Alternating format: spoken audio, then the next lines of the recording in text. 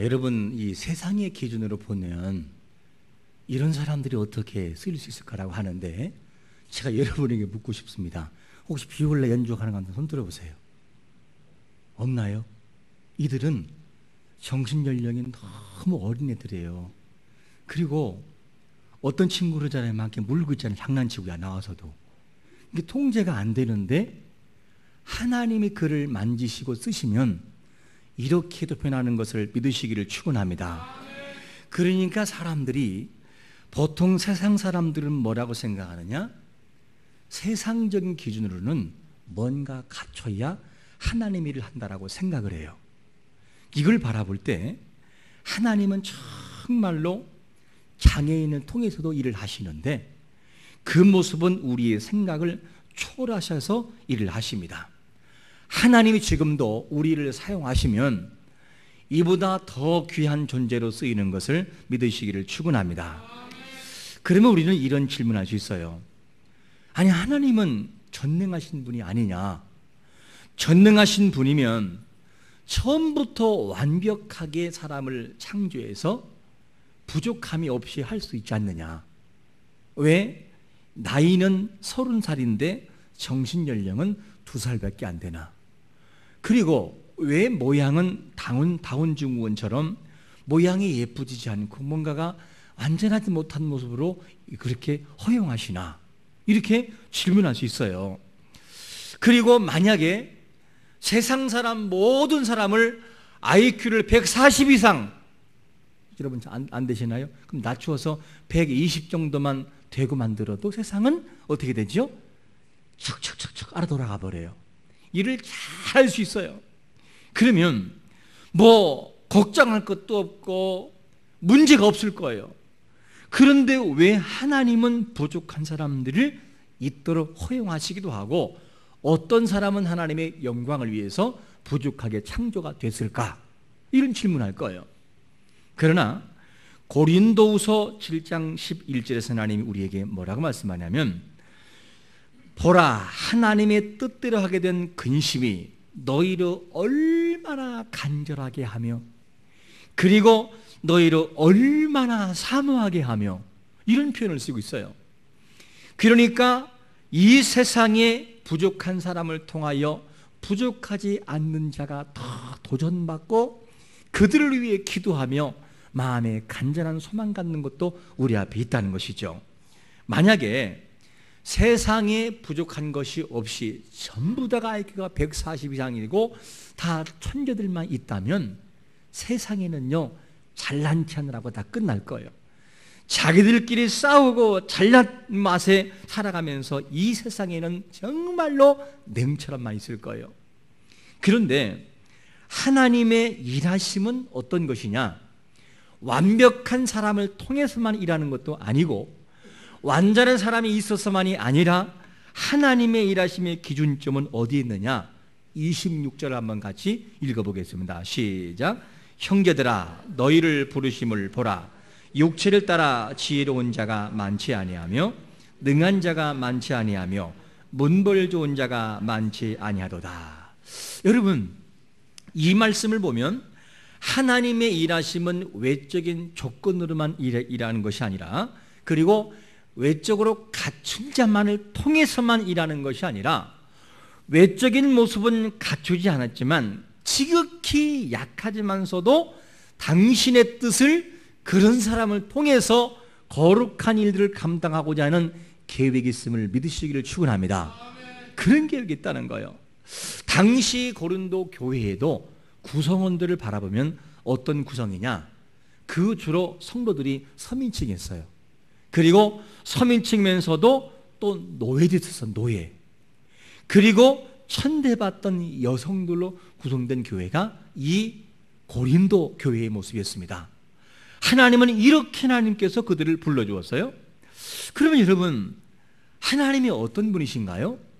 하나님은 완전하신 분이시고 모든 것을 할 수 있는 분이시고 모든 것을 할 수 있는 사람을 부르시면 좋을 텐데, 완전하신 그분께서 부르시는 모습을 보니까 완전한 자만 부르는 것이 아니라 약한 자들을 더 많이 부르신다는 거예요. 그래서 당신의 거룩한 일들을 이루기 위해서 교회라고 하는 공동체로 불러 그 일을 하게 하신다는 것이죠. 이게 하나님의 일하시는 기준점이었습니다.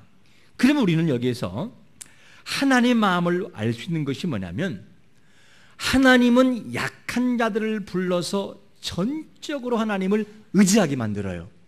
그리고 하나님께 영광 돌리기 위해서 그들의 마음을 이용하셔서, 그들의 마음을 사용하셔서 오직 온전하게 영광 받으시고자 하는 마음이 있다는 걸 우리가 알 수 있습니다. 그래서 하나님의 일하심에서 어떤 계획이 보이냐면, 27절 돌아가서 같이 한번 읽어보겠습니다. 시작. 그러나 하나님께서 세상에 미련한 것들을 택하사 지혜 있는 자들을 부끄럽게 하려 하시고, 세상에 약한 것들을 택하사 강한 것들을 부끄럽게 하려 하시며. 자, 여러분, 여기에서의 두 단어의 모습으로 딱 갈려져요. 어떻게 갈려지느냐? 27절을 자세히 보시면 미련한 것들을 택하사, 미련한 것들을 택한다는 거예요. 그리고 세상의 약한 것들을 택하사, 이런 단어가 쫙 몰려버리고, 그 다음에 나오는 단어가 뭐냐면 지혜 있는 자들을 부끄럽게 하려 하시고 강한 것들을 부끄럽게 하려 하신다라는 이 단어가 나와요. 그러니까 약한 자들을 통하여서 하나님께 택함을 받고, 이들을 통하여 누구를 부끄럽게 하느냐? 강하고 갖춘 자들을 부끄럽게 한다는 거예요.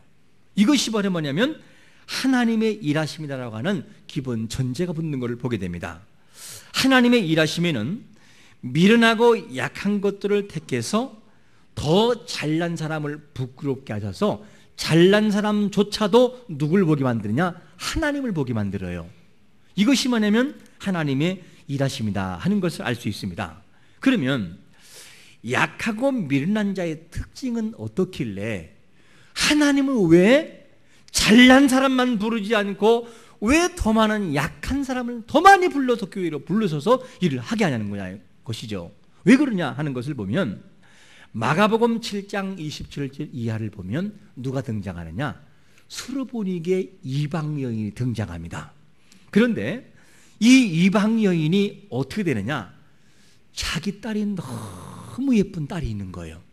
그런데 이 딸이 귀신 들린 거예요.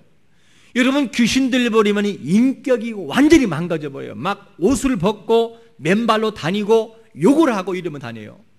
이렇게 돼버리니까 이 딸을 바라볼 때 너무 마음이 아픈 거예요. 이때에 예수님의 손을 들었던 이 여인이 예수님께 나왔는데 어떻게 하느냐? 예수님의 발 앞에 완전히 굴복해버려요. 그냥 히브리 문화에서요, 발 앞에 엎드린다는 것은 뭘 말하냐? 나는 당신 앞에 모든 걸 굴복합니다. 나는 내 모든 것을 당신 앞에 내려놓습니다라고 하는 그런 히브리 문화가 있어요. 그러니까 이 여인은 예수님의 소문을 듣고 이제는 마지막으로 모든 걸 다 걸어버린 거예요. 당신 앞에 내가 모든 걸 걸고 내 딸을 좀 책임져 주시기 원합니다. 그리고 예수님께 좀 고쳐달라고 부탁했어요. 그런데 이 예수님의 태도가 너무나 신기한 거예요. 그렇게 사랑도 많고 약한 자들의 편이시고 그리고 죄인들과 함께 식사를 잡수시는 이 모습인데 예수님이 뭐라고 하시냐면 이렇게 말합니다. 예수께서 이르시되 자녀로 먼저 배불리 먹게 할지니 자녀들의 떡을 취하여 누구에게? 개들에게 던지기 마땅치 않다는 거예요. 와, 예수님이 이럴 수 있습니까? 아니, 이럴 수가 있냐고요. 이 말이 뭐냐면 내 자녀를 먼저 배불리고 난 다음에 너에게 갈 것이지 그 다음이 아니라는 거예요. 그러니까 이 다음에 이 귀신 들린 딸의 어머니의 대답이 대단합니다. 뭐라고 하느냐? 옳소이다. 맞습니다. 맞기는 맞는데요, 주님. 상 아래의 개들도 우리도 이방인들도 그 아들이 먹던 부스러기를 먹습니다. 그러면서 예수님이 아무리 테스트해도 거기에서 자기 자신을 포기하지 않고요, 그냥 무릎을 꿇고 주님 앞에 나오는 그 여인의 모습을 봅니다. 이 모습을 보고 주님이 감탄해요. 그러면서 하시는 말씀이 있어요. 예수께서 이르시되 이 말을 하였으니 귀신이 내 딸에게서 나갔느니라. 할렐루야. 보세요. 우린 여기에서 약한 자의 특징을 잘 볼 수 있어요. 이 여인은 너무 약하기 때문에 주님의 도움이 아니면 안 되기 때문에 아무리 면박을 주고 아무리 모함을 욕을 해도 그 앞에서 일어설 수가 없었어요. 더 이상은 다른 데로 갈 데가 없었어요. 주님밖에 없었어요. 그러니까 일어서지 않아요. 그리고 끝까지 참아내면서 자기의 부족을 인정하는 여인의 특징이 나옵니다. 만약에 이 말씀이 정말 갖춘 여인이었다면 어떻게 됐을까?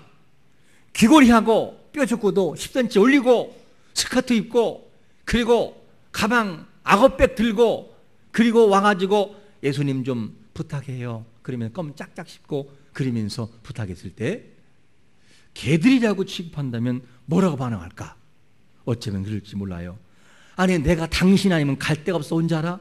누가 이렇게 가락에서 온 것뿐이라고 내가 당신밖에 없는 줄 아냐고 그러면서 당신 잘났으면 얼마나 잘났겠냐고 목수의 아들의 주제에 무슨 말이 많냐고 그리고 갈 수 있어요.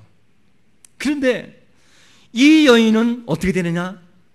이 귀신 들린 딸의 어머니는요 너무 약한 존재이기 때문에 그렇게 할 에너지도 없어요.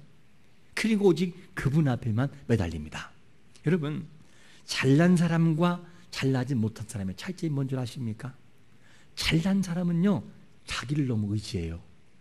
하나님이 아니어도 살아갈 수 있다고 생각을 해버려요. 그러니까 하나님을 의지하는 마음이 없습니다.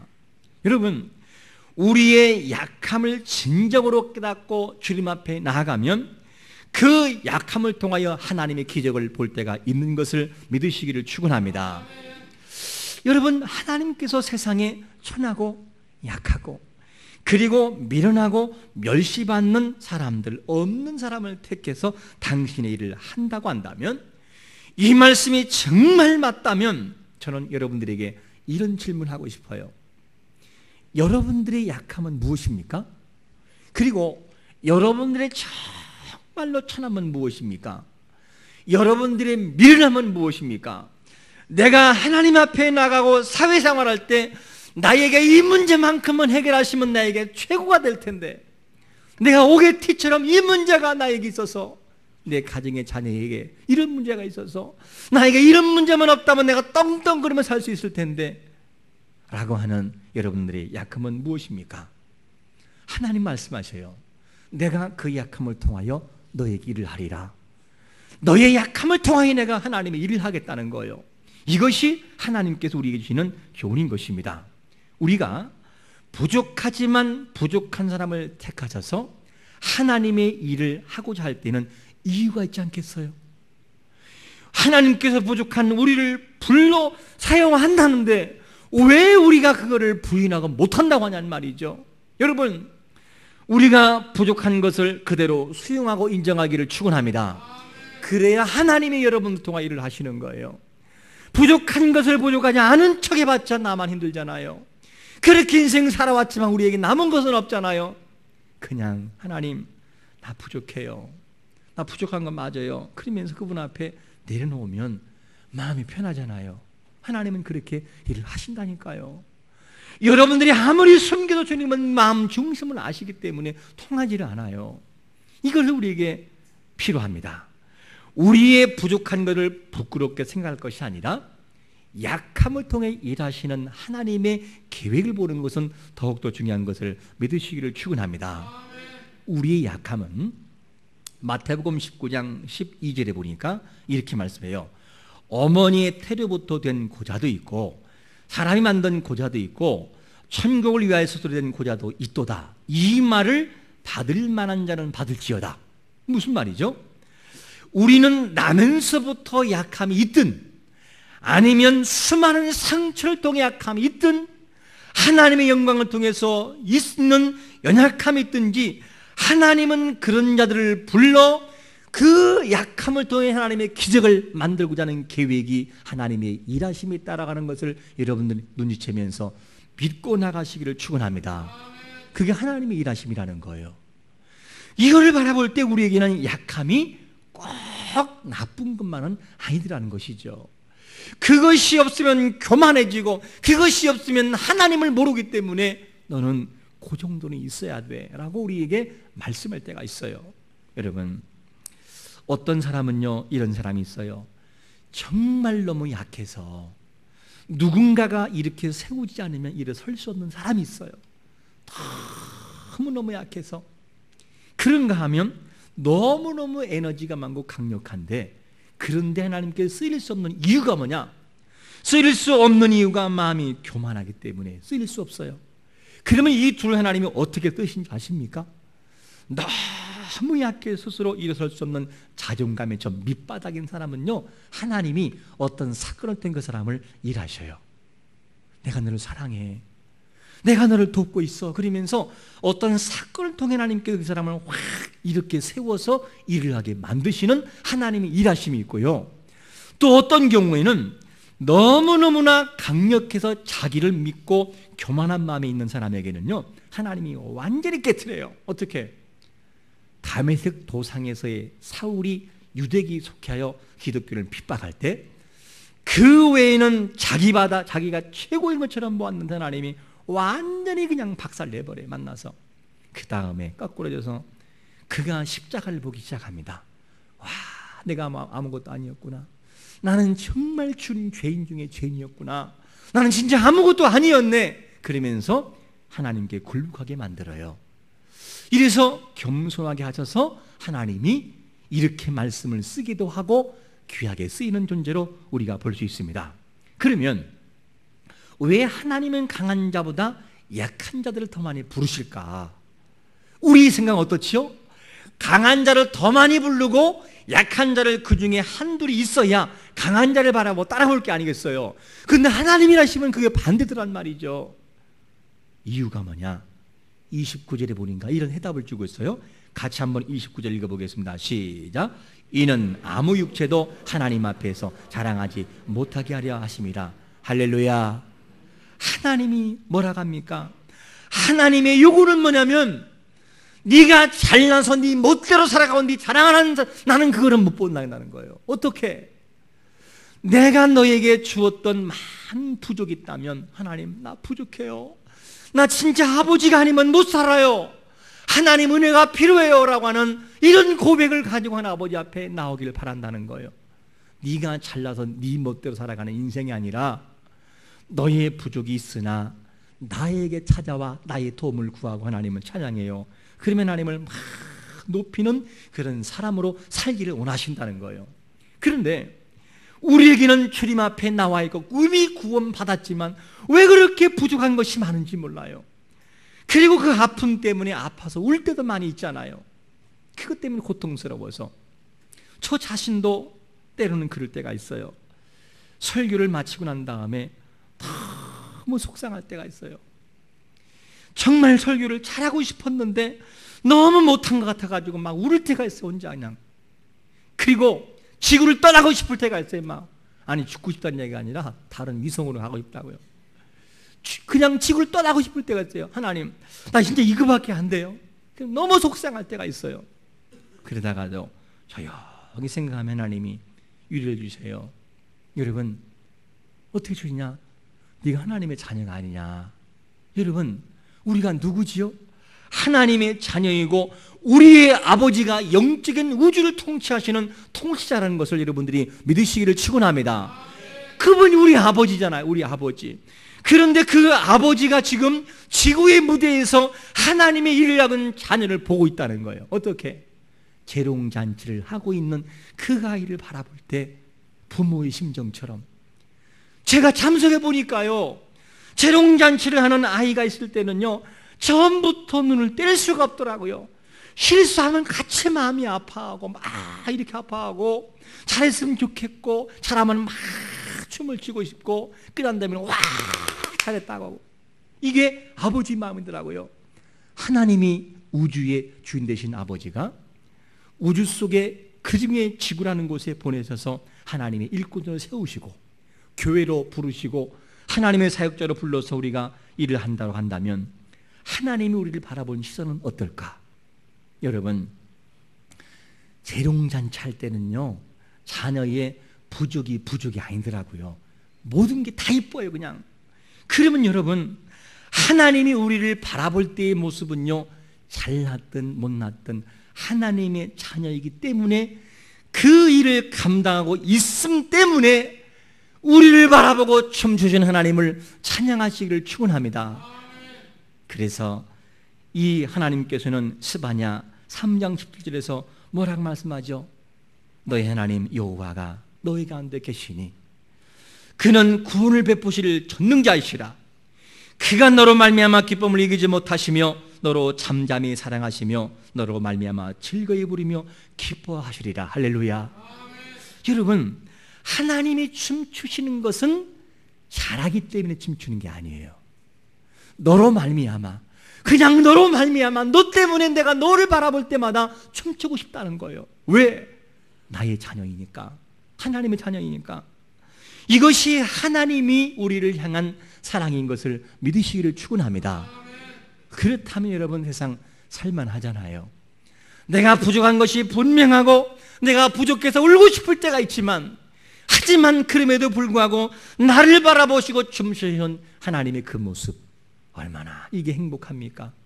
여러분, 이는 아무 육체도 하나님 앞에 자랑하지 못하게 하람이라. 너를 자랑할까 봐, 너를 드러낼까 봐, 네가 한 것처럼 보일까 봐 하나님은 우리에게 약한 것들을 허용하신다는 거예요. 이 약한 것 때문에 하나님을 찾잖아. 우리는요, 그 약한 것 때문에 아버지 앞에 웃음 올리고 아버지 앞에 이름을 부르잖아요. 아버지 도와달라고. 아버지가 아니면 나는 할 수 없다고. 그러면 그분을 부르잖아요. 이게 하나님 우리를 향한 사랑인 것입니다. 이거를 바라볼 때 부족한 것이 있을 때에 부족한 것을 그대로 마음속에 수용하시기 바랍니다. 하나님, 뭐 하시려고 그러세요? 나를 통해서 뭐를 하시려고 그러세요? 제가 아버지의 뜻을 보기 원합니다. 그러면서 그 하나님을 진심으로 찬양한다면 우리 환경이 어떻든지 관계없이 그분을 찬양할 수 있는 행복한 성도, 성숙한 성도가 될 수 있는 것을 믿으면서 그 하나님을 깊이 찬양할 수 있는 복된 성도가 되시기를 예수 그리스도의 이름으로 축원합니다. 아멘.